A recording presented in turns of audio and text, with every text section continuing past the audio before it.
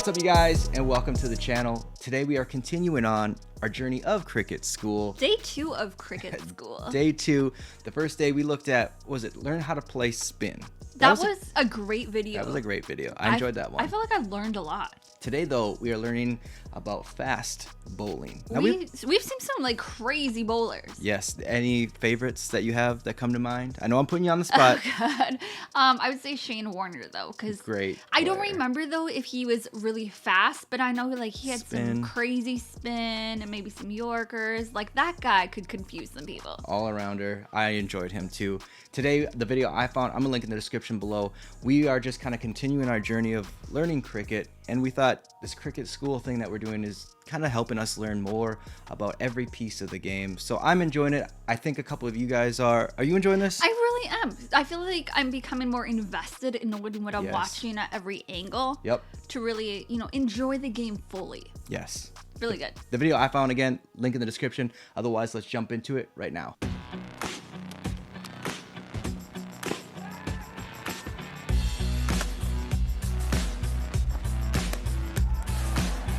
Ready for this. Like off the top of my head, I sit there and wonder if like their run they do before makes it faster, like the distance, because people have different distance. I think it's intimidating. Hi, and welcome to this masterclass on fast bowling. I've got a very fast man next to me, actually, Ian Bishop. Thanks for joining us, Bish. Every team needs one, don't they? Surely. A fast bowler? We drive the game. We are the real brains and engine room of the game of cricket. No, but the fast bowler adds so much, an extra dimension to every great team needs a few. Well, how fast is fast? I guess that's the key. Let's take a look and just see what it might be like. A little demonstration here, 0.46 of a second. That's all the time you've got when it's 140 Ks and above. So there's no time to react, and that's exactly what the bowler's trying to do, to make the batsman feel a little bit uncomfortable, correct? Absolutely, and we're differentiating here between a seamer, who may operate between 128 to 135 to the real fast. Against you.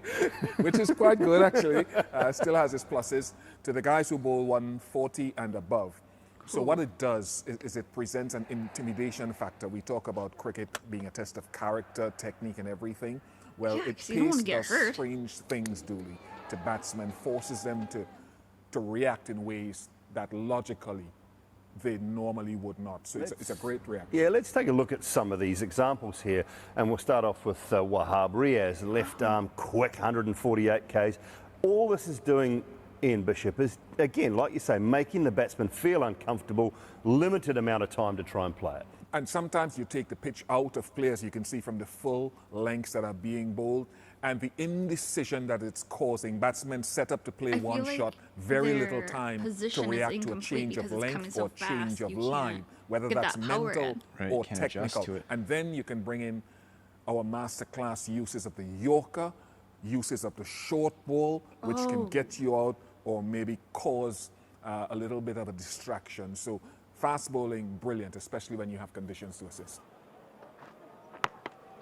Straight through Henry, who was halfway back to the pavilion before it was bowled. There's just no time to react to these. Tailenders dismissal against pace. That's one thing Mark Wood has in abundance. Well, some have it, some don't. How do you get it? How do you bowl fast? What are the keys to bowling fast? Or even wanting to bowl fast? I think a lot of people want to bowl fast, but a lot of us want to run 100 meters in under 10 seconds, but we can't. So I think genetics is the first thing. You must be genetically inclined to do that. But I'll just go through a few keys, and they're different from different people. So let me just start a couple of steps back here from a run-up perspective. I think a run-up offers you a fast run approach to the crease, offers you about 50-60% of eventual ball speed, right? You've got some big, strong guys. Your back foot landing, getting off of that as quickly as possible with your load up. Some guys will arch themselves just a way to get into their load up. Call it a rock back? Yeah. Yep. So it's like a slingshot effect kind of thing. The other thing, to generate all that momentum in the run-up, Simon, as you well know, and to keep it going through delivery, you've got your breaking leg, I call it, or your block leg. Once that's landed, what happens is all that energy from the run-up comes, if it's not collapsing, if it's straight, up into the upper body, into the arms, at release. And that's where you get a lot of pace from one small thing that I want, the wrist.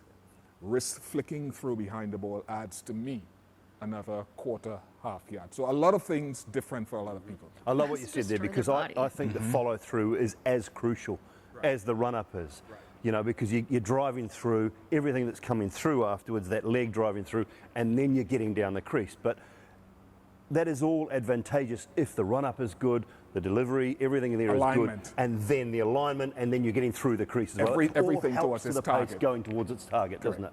Because there's certain bowlers that or fast bowlers, generally have one or two things in common. If we look at the screen, we've got Jofra Archer, we've got Lockie Ferguson, Mark Wood, and Shabnam Ismail going from top left to bottom right. They all have some very similar things in common. Right, they've got that brace front leg, which helps them to transfer the ground reaction forces up into the bowling arm. Most, 3 of them anyway, apart from Lockie Ferguson, who falls to his left, have their alignment with the head, the upper body, going towards the target, so you're not wasting any energy there at all. And it's different from Lockie Ferguson, big strong guy, so his pace is generated from a strong upper body. So it's a lot of stuff, but the most important thing are intimidating. It is. Don't let it go left. It's good to know that it's there for And it just shows you, I think, the different body shapes, you can still bowl quick. You can be tall and lean, you can bowl quick. You can be short and lean like Mark Wood and bowl quick. You can be stocky like Lockie Ferguson. Shabnam Ismail. Talk to us a little bit more about her and what she does really well. Yeah, she gets off that back leg relatively quickly. Nice, strong gather, very upright, the head in a good position, the front arm pulling through into that front leg now where the energy goes. Look at the left leg, and it's not collapsing. So she will end up getting over that front leg, that left leg. Look at how braced that is. So all the ground reaction forces from the run-up up into the bowling arm. She does fall a little bit to her left, which is not bad, but a textbook, you'd want the head staying a little bit more upright, and then that follow through you talked about. Yeah. The bowling arm driving past that left hip, which a lot of people try to manufacture. You can just see the force follow coming in. Is an end result of what happens through that run-up. Yeah, it's a natural thing to follow through, I think. Well, some great pointers there from Ian Bishop. One thing I will say, you have to want it. You have to want to bowl quick. If you want to bowl quick, someone will help you. But don't, for coaches, don't tell your kids to slow down and we'll straighten you out. Just bowl as fast as you can, as fast as you want to bowl, and the coach's job is to help you bowl fast and straight. That's really good advice. Really? I feel like you would want to get your control in there first before you're learning how to do it so fast. I don't know, maybe you learn to control it while you're doing it, though. That's what I said, like the coach's job. I guess, yeah, that makes sense. I mean, what if you get comfortable in like a position where you're doing it slow? Right. That makes sense. I mean, you know, like work on your craft as you learn. These guys know it better than we do. So who are we to even start like instructing? Yeah, here we are thinking our own thing. But I would think control and then the speed. I would say control and then speed it up a little bit more. I don't know. Maybe just throw the hell out of it. I don't know. Basic body language to do it, and yeah, maybe that is it.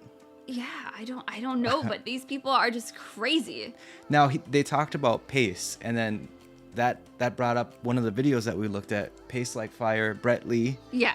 So that makes sense with the whole, how your body is structured, how it's flowing through. Yeah. Just getting that pace right. So that's another great bowler is Brett Lee that we looked at. Oh yeah, Brett Lee was amazing. That was some interesting facts to learn about it. So the run-up isn't just intimidation. I think part of it could be. Maybe. I think it could. Well, you feel like someone's coming at you fast. And I liked how they talked about, you know, you don't have to just have one body genetic for doing it, that it could be a guy, it could be a girl. Like, anybody. Any short, build, small, yeah. As long as you work on it and you want to do it. Right. Could you see yourself as a fast bowler, or are you more like a spin bowler? From what we've seen, I know it hasn't been a lot. You know, I'm just not that fast. Maybe like a spin. Maybe like a spin. I got a crazy spin with my hyperextending arms. Well, what about you? I don't know. Maybe I'd say a fast. I'd say a fast bowler. I could see you got a lot of power in those arms. I would try fast. I don't know if I'd be any good at it because I feel like mine would shoot off to the side, but that's what I would see myself as. Maybe like you use your own technique where you start out slow and then you build up to it. Maybe that's what I need to try. That's going to end we'll call this day 2 of cricket school. Again, comment down below. Let us know what you think of this whatever this is called. Our education on cricket. We have a whole bunch of other videos we're going to take a look at. So comment down below what you thought. Maybe what's your favorite bowler, maybe fast bowler, any bowler, and then we could also take a look at them if we haven't seen them. Yes, maybe you guys can give us a lesson to learn for cricket school. Yes, a lot of people do. They throw in the comments about this technique, that technique, this person, that person. So let's I love keep your guys' going comments. Then. If you guys made it to the end, hit that thumbs up button. If you're new to the channel, make sure to subscribe. Otherwise, I'll catch you on that next video. Thanks for watching.